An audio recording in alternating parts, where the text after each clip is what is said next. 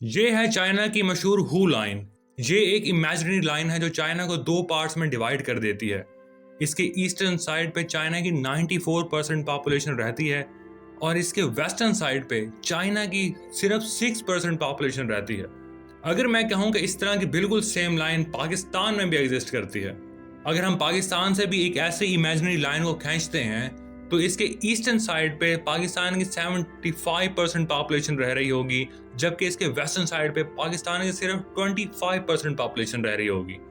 अब इसका कोई डॉक्यूमेंटेड एविडेंस नहीं है, ये इमेजिनरी लाइन मैं खुद खींच रहा हूँ और इसे हम इंडस लाइन का नाम दे देते हैं। और अगर हम रात के टाइम में सैटेलाइट फुटेज भी देखते हैं तो ये इमेजिनरी लाइंस हमें क्लियरली डिवीजन दिखा देती हैं। इस इमेज को देखते ही एक बात क्लियर हो जाती है कि लाइन के एक साइड पे पॉपुलेशन ज्यादा है और दूसरी साइड पे पॉपुलेशन बहुत कम है। मगर इस पॉपुलेशन गैप की रीजन क्या है? क्या ये पॉपुलेशन गैप आज का है? नहीं, ये हमेशा से ही रीजन दुनिया का सबसे पॉपुलेटेड रीजन रहा है। मगर इसकी वजह क्या है? पहले तो बहुत से लोग इस टॉपिक पर कोई बात ही नहीं करते हैं, लेकिन अगर कोई बात करता भी है तो इस ओवर पॉपुलेशन के रीजन वो लिटरेसी को, एजुकेशन को, हेल्थ केयर को या इकोनॉमिक ग्रोथ वगैरह को बताते हैं। लेकिन असल में इसकी सबसे बड़ी वजह है यहाँ की जियोग्राफी। अगर हम हिस्ट्री को भी देखते हैं तो हमेशा से सिविलाइजेशन उस जगह पर आबाद होती हैं जहां पर रिवर्स होते हैं और लैंड बहुत फर्टाइल होता है, यानी कि एक ऐसी जगह जहां पे एग्रीकल्चर इजीली हो सके और वाटर रिसोर्सेज भी बहुत अच्छा हो। हजारों साल पहले इंडियन टेक्टोनिक प्लेट जब एशियन टेक्टोनिक प्लेट से आकर टकराई थी तो यहाँ पर हिमालयाज बने थे। हिमालयाज जिसे दुनिया के थर्ड बड़े ग्लेशियर्स भी माना जाता है, और उसी से ही फिर ये तीन बड़े reverse Indus river, Ganga river और ब्रह्मपुत्र रिवर निकले थे। इंडस रिवर यानी दरिया सिंध जो आज ज्यादातर पाकिस्तान से होकर गुजरता है और पाकिस्तान की इसे लाइफ लाइन माना जाता है। आज हमें भले ये रीजन डेंसली पॉपुलेटेड लगते हैं, इंडिया, बांग्लादेश, पाकिस्तान की पॉपुलेशन बहुत ज्यादा लगती है, लेकिन इसकी सबसे बड़ी रीजन इसका फर्टाइल लैंड और इसके रिवर्स ही थे। लेकिन अगर मैं सिर्फ बात करूं पाकिस्तान की तो हम ये पाकिस्तान में एक बहुत बड़ी डिवीजन देखते हैं कि एक तरफ का पाकिस्तान इतना ज्यादा पॉपुलेटेड है और दूसरी साइड का पाकिस्तान बहुत कम पॉपुलेटेड है, जिसकी वजह से ये पॉपुलेशन पाकिस्तान की डेवलपमेंट, इकोनॉमिक्स और पॉलिटिक्स को डायरेक्टली और इनडायरेक्टली इन्फ्लुएंस करती है। तो चले हम अपनी इस इंडस लाइन को एनालाइज करते हैं और पाकिस्तान के जो पंजाब में और सिंध में जो प्लेन्स हैं और पाकिस्तान की जो वेस्टर्न साइड पे पहाड़ और प्लेटूज हैं उन्हें कंपेयर करते हैं। अगर पाकिस्तान की पॉपुलेशन की बात की जाए तो 2023 में पाकिस्तान की पॉपुलेशन तकरीबन 24 करोड़ थी और पाकिस्तान का उस टाइम ग्रोथ रेट था 2.55%। और अगर हम उस ग्रोथ रेट को अब देखते हैं तो पाकिस्तान की पॉपुलेशन 2026 में कुछ ऐसी होनी चाहिए। इस हिसाब से आज के पाकिस्तानी पंजाब की पॉपुलेशन 137.70 मिलियन होनी चाहिए, जो कि पाकिस्तान की टोटल पॉपुलेशन का 51.10% बनती है। अगर इसमें मैं सिंध को इंक्लूड कर लेता हूं तो ये 60.07 मिलियन पॉपुलेशन बनती है, जो कि पाकिस्तानी पॉपुलेशन का 22.29% बनती है। तो इस इंडस इमेजिनरी लाइन में मैं केपीके और बलूचिस्तान के उन प्लेन्स रीजन को भी इंक्लूड कर लूंगा, क्योंकि इस इमेजिनरी लाइन को मैं ज्योग्राफी की बेस पर डिवाइड कर रहा हूँ। तो इसमें मैं केपीके का डेरा इस्माइल खान रीजन भी इंक्लूड कर लूंगा। और अगर मैं नसीराबाद डिवीजन जो बलूचिस्तान में है, जो कि मैदानी और फर्टाइल एरिया है बलूचिस्तान में, उसे भी इसमें इंक्लूड कर लेता हूँ। इस हिसाब से देखा जाए तो इस रीजन की तकरीबन टोटल पॉपुलेशन 201.73 मिलियन बनती है, यानी कि 20 करोड़ पाकिस्तानी सिर्फ लाइन के इस साइड पर रहते हैं, जो कि पाकिस्तान की टोटल पॉपुलेशन का 74.86% यानी ऑलमोस्ट 75% बनती है। ये बहुत ही शॉकिंग स्टैट्स हैं। इसका मतलब है पाकिस्तान के 35% एरिया पे पाकिस्तान की 75% पॉपुलेशन रहती है। और जो हमने इंडस इमेजिनरी लाइन खींची है, इसके वेस्टर्न साइड पर अगर हम देखते हैं तो केपीके में, जिसमें से हम डेरा इस्माइल खान को माइनस कर देंगे, उसकी पॉपुलेशन 42.30 मिलियन बनती है, जो पाकिस्तान की पॉपुलेशन का 15.70% बनती है।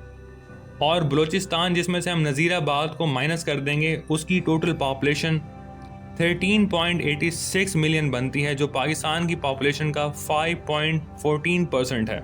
चले हम इस लाइन में इस्लामाबाद, गिलगित बल्तिस्तान और आज़ाद कश्मीर को भी ऐड कर देते हैं।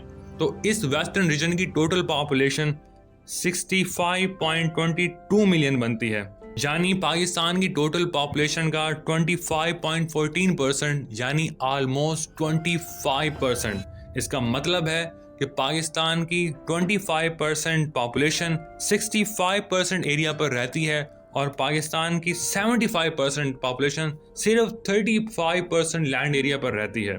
इस हिसाब से पाकिस्तान की टोटल पॉपुलेशन 266.97 मिलियन बनती है, यानी कि ऑलमोस्ट 26.5 करोड़। यहाँ पे सबसे शॉकिंग बात बलूचिस्तान की है, क्योंकि बलूचिस्तान पाकिस्तान के लैंड एरिया का तकरीबन 45% है, लेकिन पूरे बलूचिस्तान की पॉपुलेशन लाहौर से बस थोड़ी ही ज्यादा है। यहाँ से पाकिस्तान की पॉपुलेशन डेंसिटी का हम अंदाजा लगा सकते हैं कि ये इमेजिनरी लाइन कितना बड़ा एक गैप हमें शो कर देती है। और ये पॉपुलेशन और ज्योग्राफी के गैप की वजह से हमें हर चीज में फिर गैप देखने को मिलता है, क्योंकि सिंध और पंजाब पाकिस्तान की ब्रेड बास्केट है और पाकिस्तान की मोस्टली पॉपुलेशन भी यहीं रहती है। इसलिए पाकिस्तान की एग्रीकल्चर में चाहे वो राइस हो, वीट हो, कॉटन हो या शुगर केन हो, इन सब की मोस्टली इंडस्ट्रीज हमें कराची, गुजरांवाला, लाहौर और फैसलाबाद में देखने को मिलती हैं।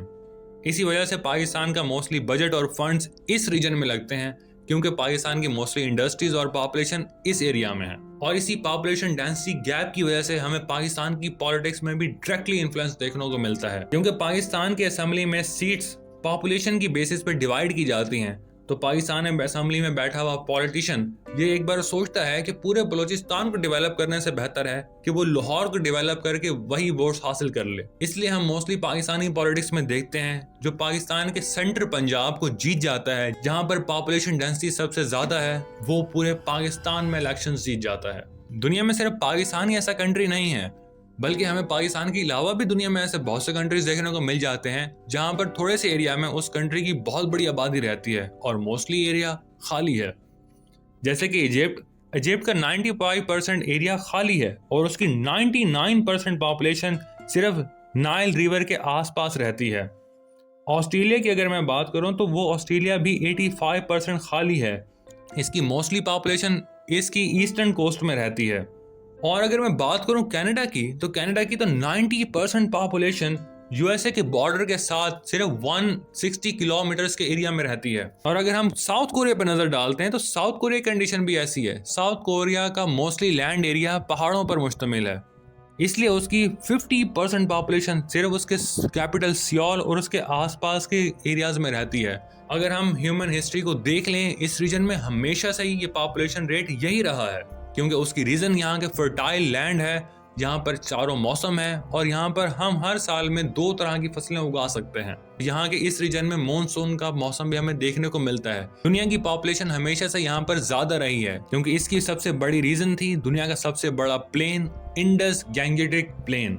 और अगर हम आज की बात भी करते हैं तो इंडिया की पॉपुलेशन 1.46 बिलियन है और पाकिस्तान की पॉपुलेशन 26 करोड़ है और बांग्लादेश की भी 17.8 करोड़ है। अगर हम इसे टोटल कर लेते हैं तो 1.9 बिलियन पॉपुलेशन बनती है, जो आज भी दुनिया की 23 से 24% बनती है। तो इसका मतलब यह है कि इस रीजन में हमेशा से दुनिया के 20 से 25% लोग रहते आए हैं।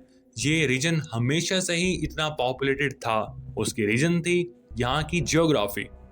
और आज अगर हम ये देखते हैं कि पंजाब और सिंध रीजन में पाकिस्तान की पॉपुलेशन इतनी ज़्यादा है और वेस्टर्न साइड पे पाकिस्तान की पॉपुलेशन इतनी कम है, तो उसकी सबसे बड़ी रीज़न भी पाकिस्तान की आज की मौजूदा ज्योग्राफी ही है। लेकिन पाकिस्तान दुनिया की कोई वाहिद ऐसी एग्जाम्पल नहीं है। मैंने आपके सामने ऑस्ट्रेलिया, चाइना, साउथ कोरिया और इस तरह की बहुत सी एग्जाम्पल रखी हैं जिन्होंने ज्योग्राफी के साथ लड़ा है और अपनी सारी कौम को साथ लेकर डेवलपमेंट की है। तो इसका मतलब यह है कि अगर दूसरे कंट्रीज कर सकते हैं तो पाकिस्तान भी कर सकता है।